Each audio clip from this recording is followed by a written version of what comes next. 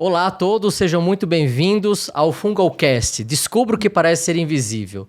Esse é o nosso projeto para divulgação científica em que nós iremos abordar o mundo dos fungos. É sobre isso que esse podcast tem a finalidade de trazer para vocês especialistas, não especialistas, leigos, interessados em micologia, esse mundo que é muito interessante, que nós vamos estar aqui durante alguns episódios para conversar com vocês. Eu sou James Venturini, sou professor da Universidade Federal de Mato Grosso do Sul, sou um dos criadores desse projeto e estou muito feliz nessa inauguração aqui hoje com duas pessoas muito especiais. Bom, olá pessoal, eu sou Alexandre Bertucci, eu sou médico infectologista, atuo no hospital universitário e queria agradecer mais uma vez hoje o convite, a disponibilidade e apresentar o nosso convidado, que é uma das pessoas mais importantes na micologia médica, teve um papel revolucionário aqui no Brasil, o professor Tietê, que vai ajudar um pouco a gente a entender e trazer um pouco os resultados dos desafios do dia a dia sobre o manejo da aspergilose pulmonar crônica. Muito obrigado, viu, professor, pela disponibilidade, por ter aceitado o nosso convite. Foi um prazer muito grande e é uma honra estar aqui com vocês. Beleza, acho que poderíamos começar a conversa, professor, falando sobre quem que a gente vai pensar em aspergilose pulmonar crônica, já que é uma doença não muito conhecida na prática. Os clínicos, às vezes, que estão na ponta, na atenção básica, nunca ouviram falar. O que o senhor poderia contribuir para a gente? Bom, em primeiro lugar, queria dizer que chama-se aspergilose qualquer doença causada por um fungo, denominado aspergillus, e que tem várias famílias e várias espécies. A aspergilose pulmonar crônica, portanto, é uma doença dos pulmões, que é causada por esses aspergillus e que apresenta-se de diferentes formas clínicas e isso torna difícil se pensar num diagnóstico. Mas é preciso ter em mente, conhecer alguns detalhes dessa doença para que a partir desse conhecimento se possa imaginar ou levantar essa hipótese frente a um paciente. O cenário que a gente vê muito na prática, acho que alguém já deve ter ouvido ou visto mesmo isso também, é aquele paciente que vem com sintomas pulmonares crônicos e muitos tratamentos prévios para tuberculose, uma insistência no diagnóstico de tuberculose e não se pensa muito na aspergilose pulmonar crônica, Isso é algo que a gente vê mesmo na prática. Esse paciente, a sensibilidade de quem atende para pensar na doença é algo comum, rotineiro? Não tem sido comum, mas deveria ser, para evitar problemas de diagnóstico tardio. Então, qual é o tipo de paciente que acaba tendo aspergilose pulmonar crônica? São aqueles que são neutropênicos e que têm cavidades pulmonares e que pode ser causada por tuberculose, por qualquer outra doença que cause cavidade, nem que seja infecciosa ou não. Então, a cavidade causada pela histoplasmose, por bronquiectasias, por DPOC, enfim, qualquer uma dessas alterações anatômicas dos pulmões favorece o desenvolvimento do aspergillus na mucosa interna dessas cavidades e, eventualmente, se reproduzir, formando verdadeiras bolas fúngicas dentro dessas cavidades. Então, como existe essa interação, nós temos que pensar assim, bom, o que é muito comum, o que é mais comum no nosso ambiente é a tuberculose. Então, pensar em tuberculose logo do início é normal, é uma obrigação, não poderíamos deixar de pensar. Mas se instituído o tratamento, o resultado não é adequado, quer dizer, o diagnóstico está correto e o tratamento foi adequadamente instituído, a gente tem que começar a pensar em outras hipóteses. Eu gostaria de lembrar que em determinados levantamentos feitos já há alguns anos, 50% a 60%, 70% dos casos de tuberculose são tratados sem a identificação do bacilo da tuberculose. Quando você tem a identificação do bacilo da tuberculose, você está tratando tuberculose porque você tem um diagnóstico fechado de tuberculose, certo? Mas de 30% a 50% são diagnósticos presuntivos, a clínica é compatível, você tentou isolar, não, conseguiu e instituiu o tratamento. Então, o risco é muito maior. Em vez de se tratar de tuberculose, pode se tratar de outra doença que também faça cavidades, como a tuberculose faz, como a histoplasmose, a sarcoidose, neoplasias, né?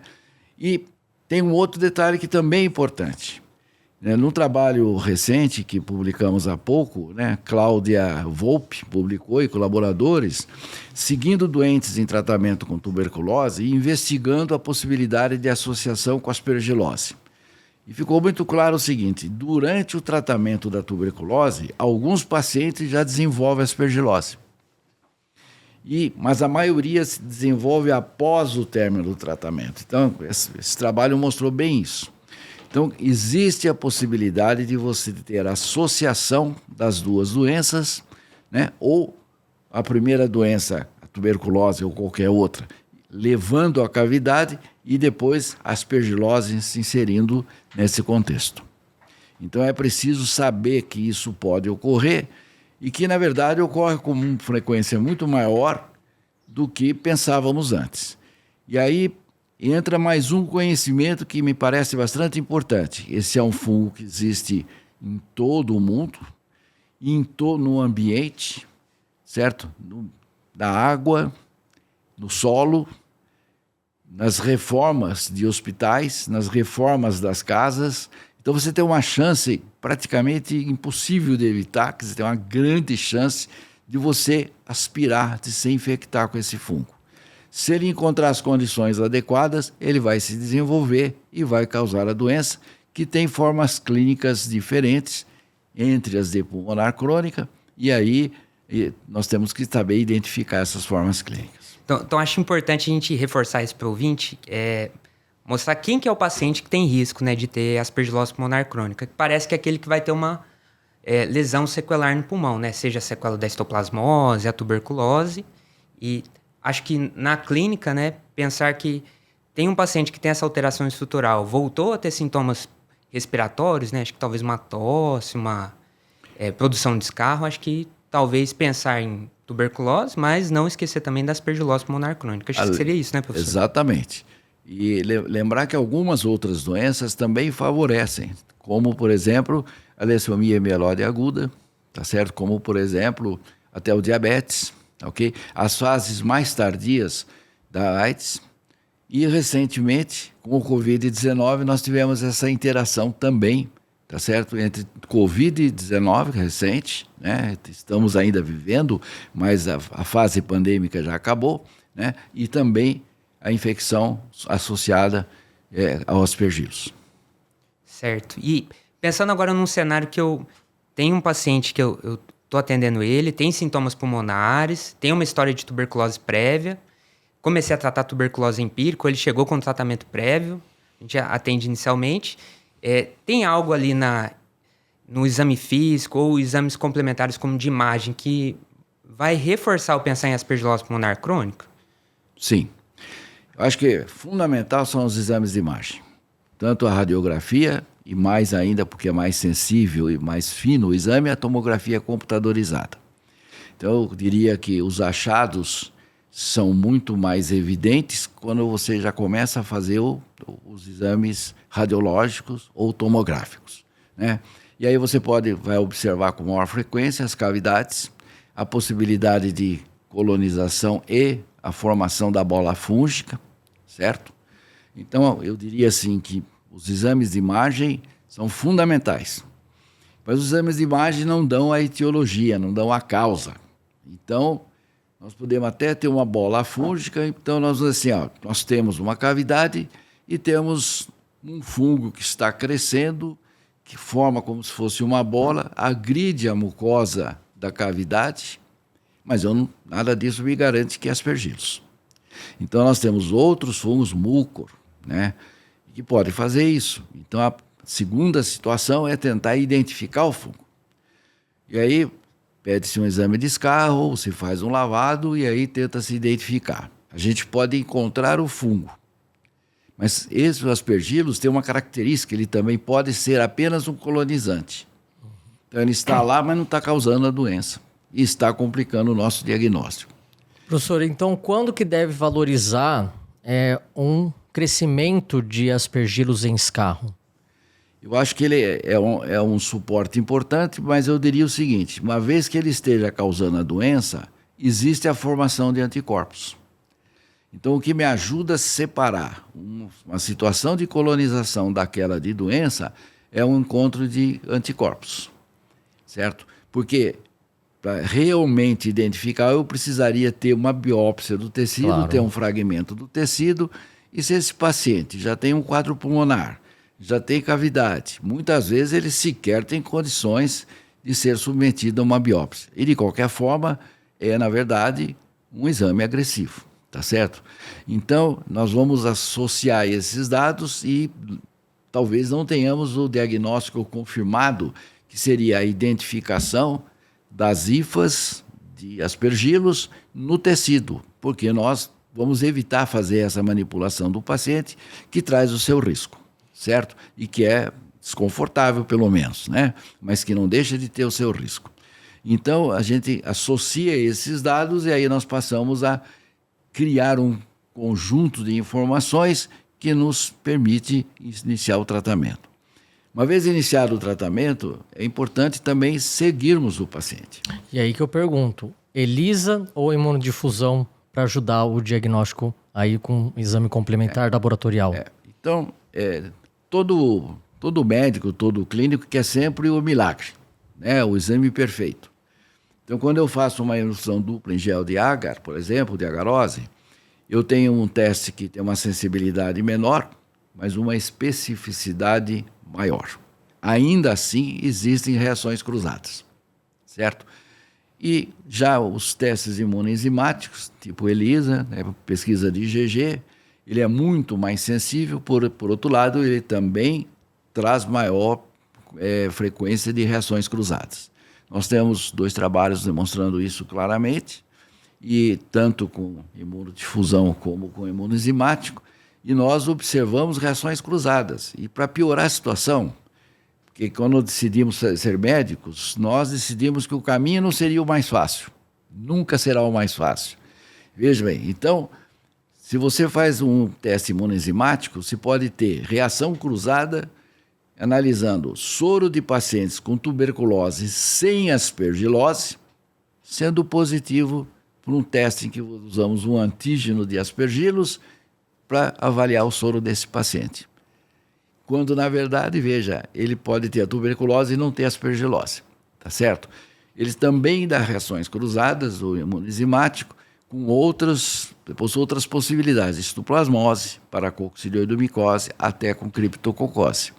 Então, nós temos várias situações e aí depende do que a gente quer ter a resposta naquele momento, né?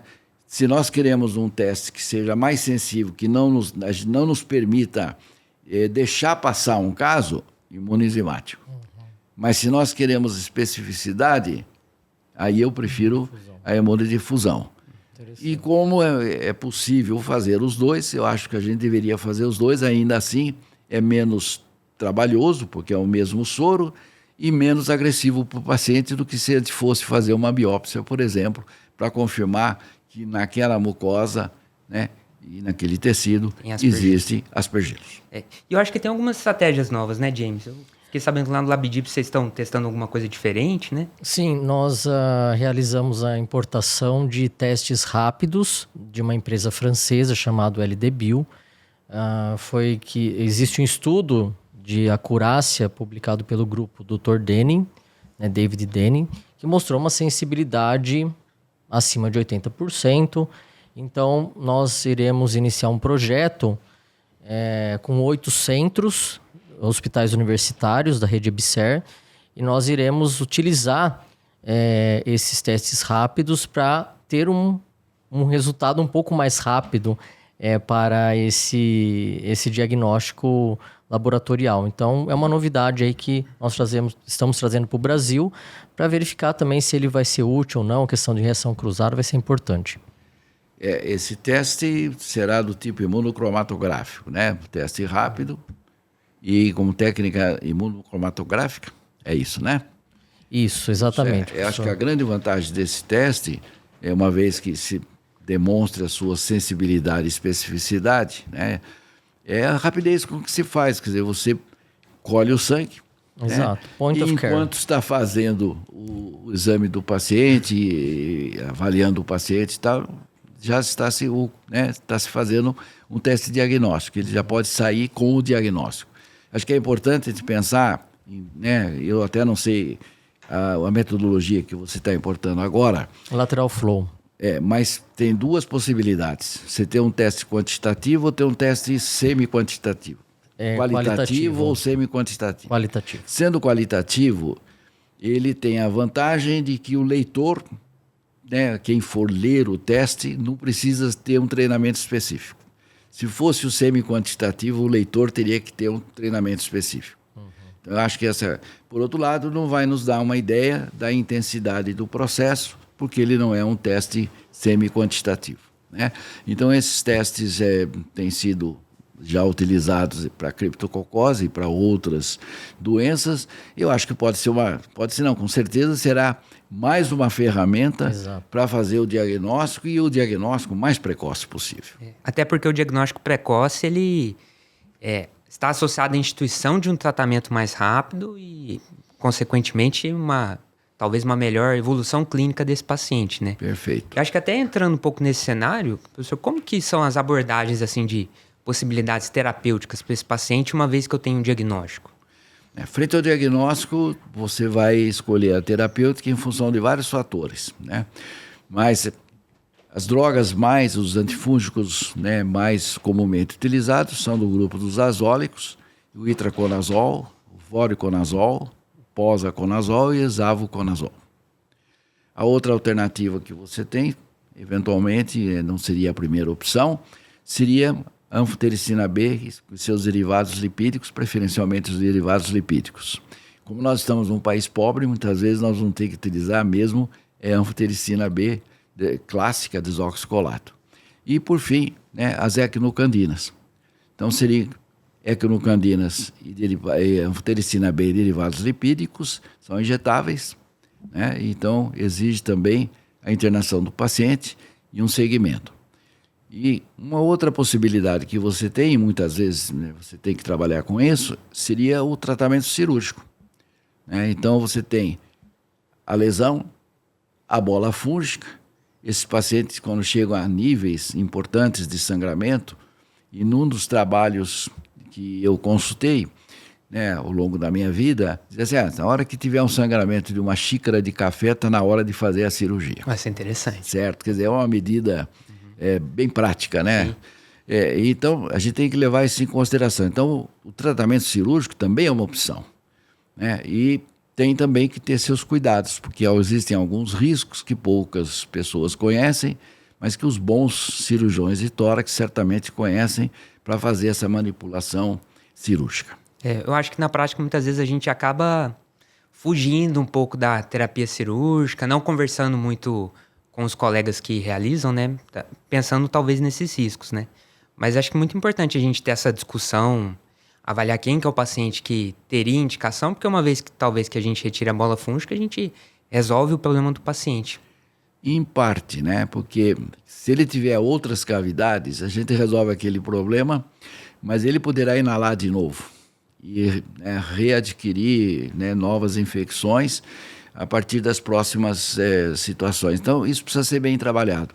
Mas eu acho que o problema maior que eu vejo nas cirurgias, e eu falo isso porque eu tive grandes discussões com o grupo cirúrgico da minha faculdade, é que geralmente o cirurgião de tórax conhece bem as cirurgias para neoplasia, para outras várias situações, mas operam nem tantas vezes pacientes com processos infecciosos.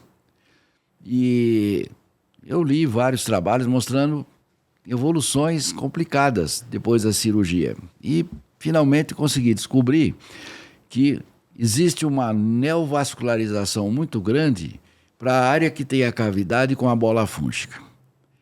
E aí eu fiquei curioso com isso, examinei alguns doentes e consegui fazer uma análise da vascularização. E aí revendo a literatura e revendo os casos, essa neovascularização às vezes vem da subclávia e às vezes vem da mamária. Se o cirurgião não souber disso, ele corre o risco de fazer a cirurgia e ter uma hemorragia depois. Entendeu? É uma complicação grave. Né? Tem uma que não é fácil, tá? E até o diagnóstico é um pouco difícil, né? Mas aí eu aprendi com o Severo, o professor Severo lá do Rio Grande do Sul, que para você ver, depois que você faz a cirurgia, você provavelmente poderá ter um derrame pleural ou um sangramento pleural. Aí tem um detalhe interessante. Se você tiver só um derrame pleural e você fizer uma radiografia de tórax com o paciente em pé, você tem uma linha horizontal. E quando você tem a hemorragia, o sangue coagula e você, ao invés de ter uma linha horizontal, você tem uma curva, entendeu? Não é regular. É como se fosse uma curva, porque ele coagula, entendeu? E ele não fica horizontal. Aí você faz o diagnóstico, esse paciente não está com derrame pleural, ele está com uma hemorragia. E aí você tem que intervir de novo, porque inclusive tem que fazer com que essa hemorragia, né, não ocorra. Mas a outra parte é difícil você convencer o paciente de que ele deve fazer a cirurgia, porque não é uma cirurgia tão simples assim. Né? Acaba que ele chega também muitas vezes com uma doença já muito avançada. Aí né? poderá nem ter indicação cirúrgica. Mas se ele tiver indicação cirúrgica, depende muito do clínico. Eu tive uma paciente que tinha uma bola fúngica à direita e à esquerda. Discuti muito com o cirurgião e chegamos à conclusão de que deveríamos operar, quer dizer, ele opera. O clínico aí fica numa boa, ele sugere, indica, mas quem faz o procedimento e se responsabiliza pelo resultado é o cirurgião. Então, aí consegui convencer, ela fez a primeira cirurgia e retirou o processo lá, o segmento, a bola fúngica, e depois aí tive o trabalho de convencer a fazer a segunda do outro pulmão, ela fez o segundo e o segmento tardio, né? Foi muito bom, teve um resultado maravilhoso, ela não tinha outros problemas, então retirou o problema de vez, certo? E finalmente, alguns anos depois, ela só foi me visitar para dizer, olha, professor, agora tem não sei quantos filhos, e tal, porque tudo foi bem, porque ela teve uma evolução muito boa. Mas essa indicação, na minha opinião, deve ser feita a 4 mãos, tá certo? Com uma discussão muito clara entre quem vai executar o procedimento cirúrgico e o clínico que está fazendo a indicação. Certo. E em relação, professor, o tratamento medicamentoso, né? O senhor, caso o paciente não tenha indicação cirúrgica, né? A gente começa a tratar e o que a gente espera assim, no acompanhamento? A gente vê que esse paciente melhora, a maioria das vezes a gente trata, ele continua tendo progressão de doença, Bom, existem alguns objetivos e algumas coisas que o clínico tem que saber. A primeira é que ele tem que ter paciência. Nada se faz com menos de 4 a 6 meses de tratamento. Quer dizer, você não tem resultado nenhum antes disso. Quer dizer, é muito lenta a evolução favorável. Se tiver ocorrendo bem o tratamento, a gente tem que esperar que seja lenta a recuperação, começa a haver uma diminuição daquela bola fúngica, tá certo? O material, o conteúdo das cavidades reduz em quantidade, as fibroses pericavitárias diminuem, aquela reação fibrótica, não é que a fibrose diminui, aquele processo inflamatório reduz, ali, né? Certo? Nódulos podem reduzir, quer dizer, significa que ainda não estão consolidados como fibrose, ok? E o espessamento pleural que você tem adjacente à lesão também diminui. E a ideia é o seguinte, se com 3 meses de segmento o doente melhorou um pouquinho, bem pouco que seja, é um bom sinal, ok? Isso significa que você deve ampliar o tratamento e continuar fazendo essas observações que seriam, então, clínicas de imagem, portanto. E aí, os autores acham que o raio-x e a tomografia são exames complementares, então que vale a pena você fazer os dois, embora a tomografia seja mais fina, mas há alguns dados que podem ser melhor observados com o raio-x. E aí você faz o segmento desse paciente. Do ponto de vista sorológico, aí tem um dado interessante. Não há grandes alterações sorológicas e muito lentas, certo? Então, eu digo assim, tem que fazer a sorologia também. Não porque eu vou esperar uma melhora com redução dos anticorpos. Ao contrário, certo? Ela é ruim para isso, é muito lenta, não muda muito, demora muito, mas se você tiver falha de tratamento ou a reinfecção, uma recaída, sobe rapidamente. Então, diferentemente de outras doenças em que nós usamos a dosagem de anticorpos como um critério de cura, no sentido de que a diminuição dos níveis séricos nos dá uma indicação dos resultados positivos, aí é o contrário. Você vai ter muito pouco sobre esse ponto de vista. Mas ele será um exame de alerta se você tiver falha ou se você tiver uma recaída. Então, eu diria assim, é um controle clínico, é um controle radiológico, é um controle sorológico, e visando o quê? Aí temos que ter essa ideia também. Em primeiro lugar, reduzir a hemoptise, quando ela é presente. Reduzir a fibrose, reduzir os nódulos, reduzir o espessamento. E com isso tudo, melhorar as condições funcionais da respiração e, como consequência, a qualidade de vida do paciente. Milagre não dá. Quer dizer, esperar que com isso nós vamos resolver, talvez só na subaguda invasiva, que é, vamos dizer assim, que é caracterizada como uma forma de aspergilose pulmonar crônica, mas ela tem um pouquinho de invasividade, certo? Ela até é esse nome. E paciente um pouco mais imunossuprimido, né? O diabético. Mas não tão diabético, por exemplo, alcoólatras.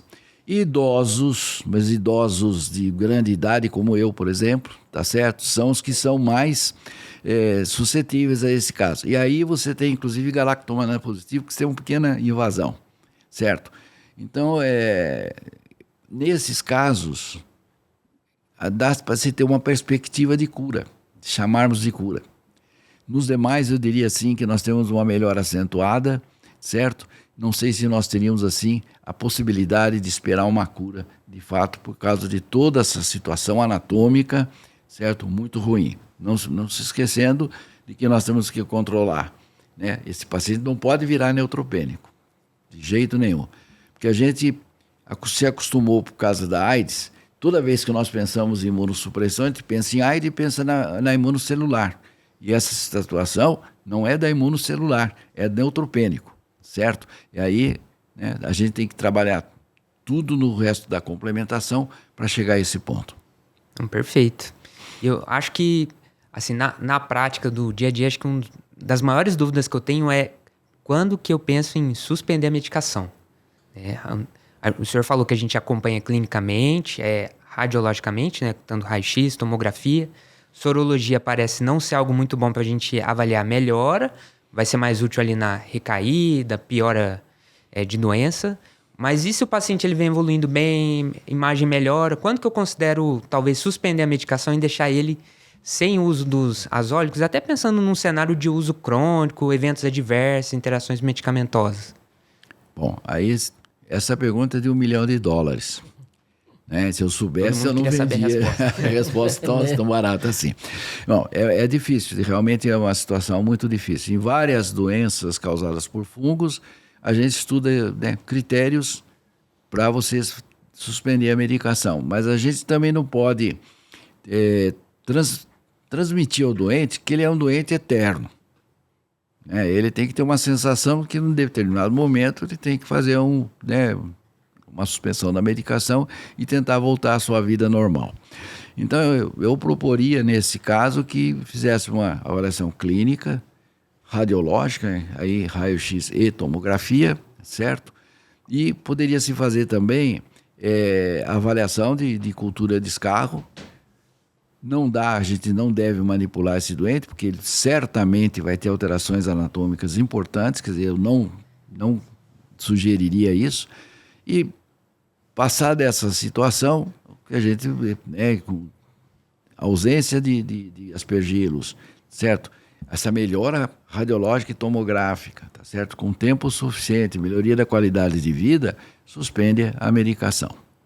Eu acho que tem uma situação um pouco diferente que eu já vivenciei, que tem quem tem aspergilose broncopulmonar alérgica, que eu não sei se caberia falar aqui ou não, mas de qualquer maneira, é uma situação em que você tem um paciente que tem um quadro que é asmático, ele parece um asmático, trata como se for asmático, recebe corticosteroides, melhora clinicamente, sintomaticamente com os corticosteroides, mas piora radiologicamente.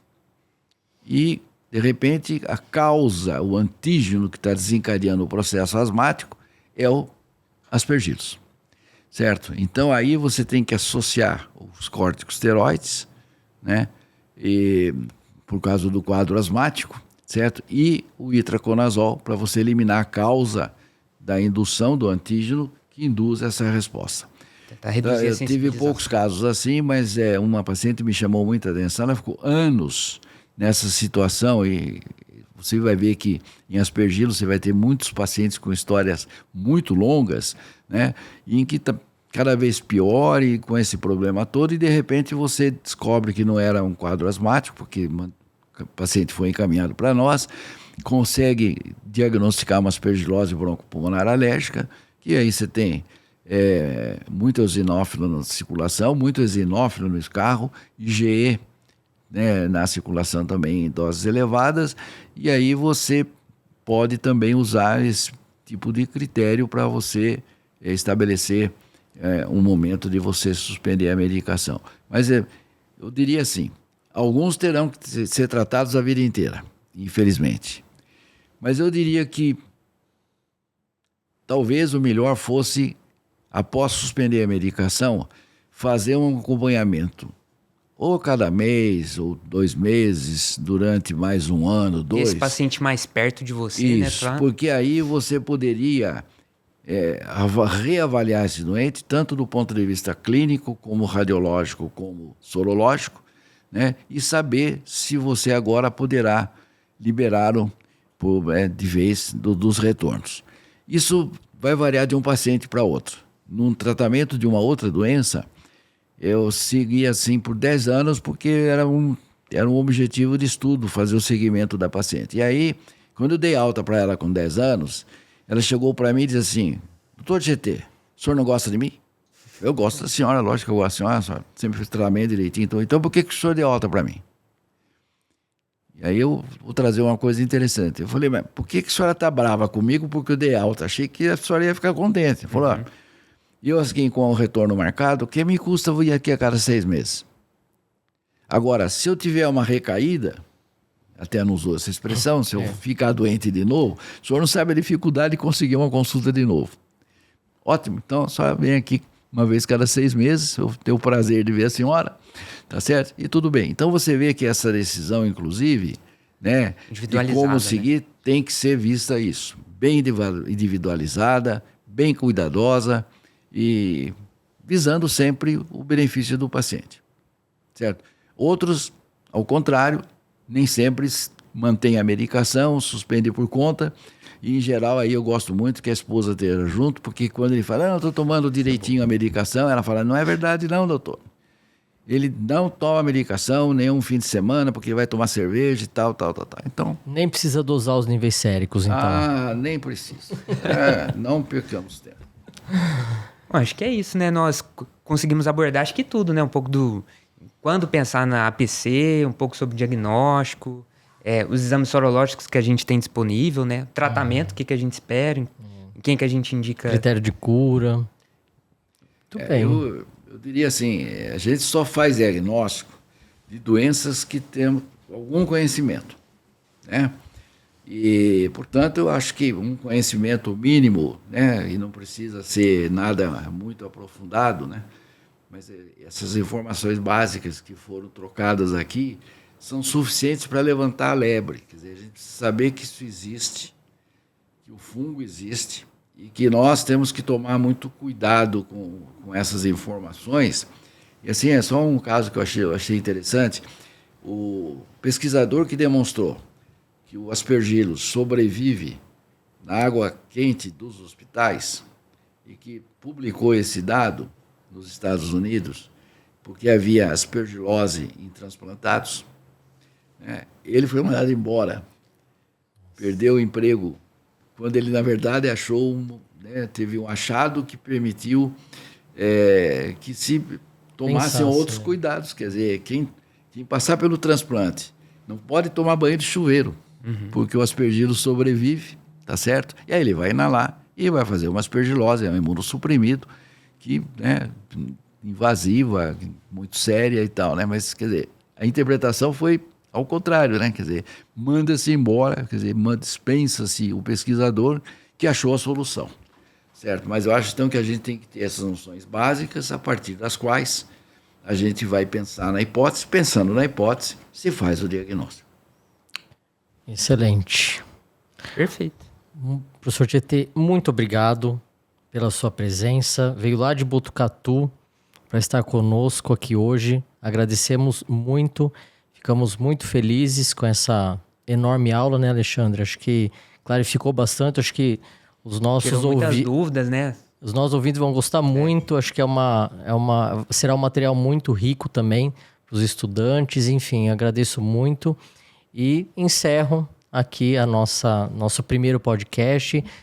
Para vocês que estão nos acompanhando, teremos muitas novidades e nos vemos no próximo episódio. Muito obrigado. Até mais, pessoal.